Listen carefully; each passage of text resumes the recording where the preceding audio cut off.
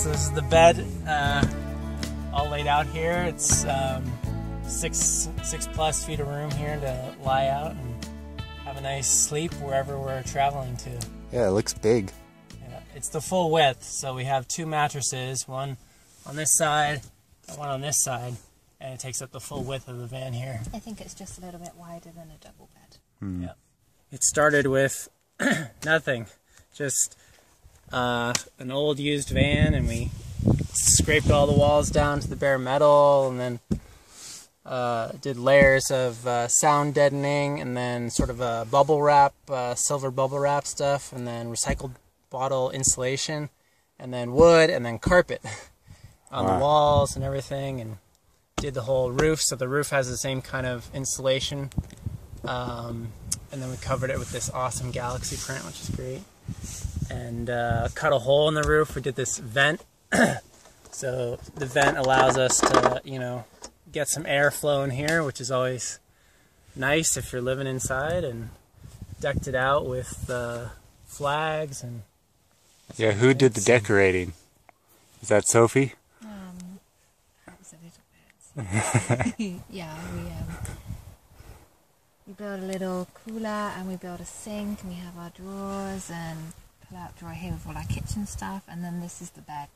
So yeah, so this is the van in semi-sleep mode. Normally we have like a blackout blind that prevents the cold air from coming in from the windowed area. And then this whole area back here with the doors closed in the back is like a tiny little bedroom, and you can sit up fully, which is nice.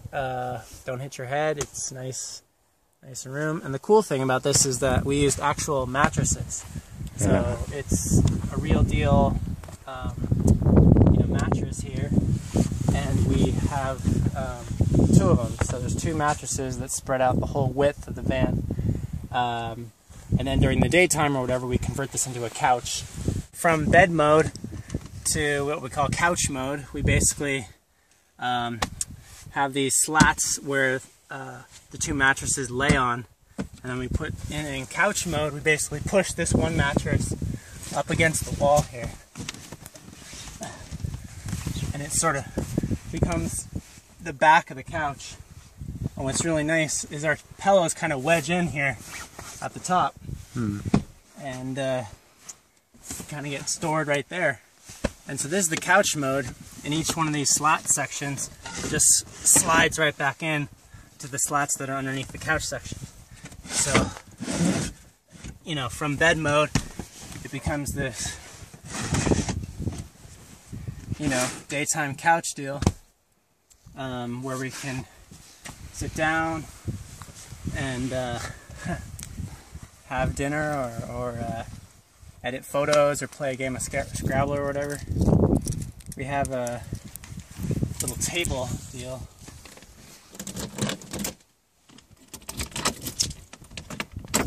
This is like to secure the table up there. Basically, we have these little hinges that fold out. So these hinges come out, which basically support the table. And this is our table. What's nice about it is it folds out of the way, so once you're done doing dinner or cooking or whatever you need the table space for, you just basically fold it up and lock it up in place so that it's good while driving, and just sits up like that. But underneath we have these pull-out drawers where we have storage or storage for clothing.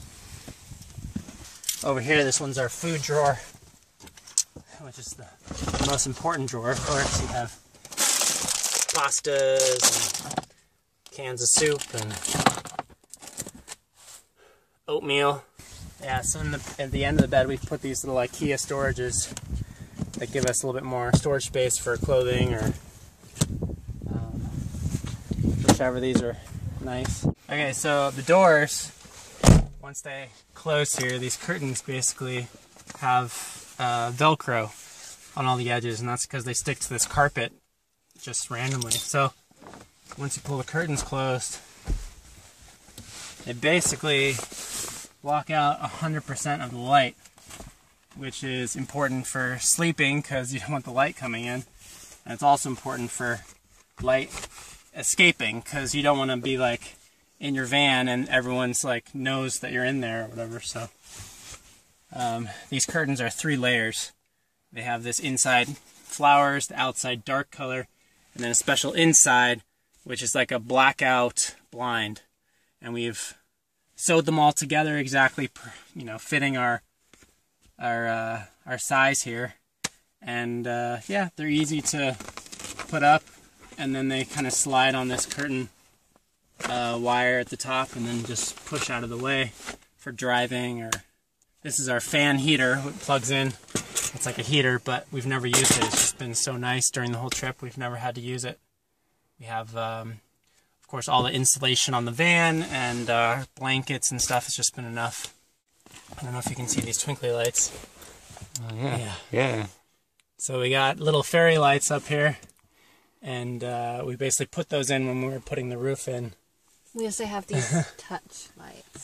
So I think this one needs a new battery, but they're battery-powered touch lights, and they basically give us enough light at night time. Really? Will it light up the whole van? We have 4 of them. We have one here, and we used to have 2 at the back, but they fell down.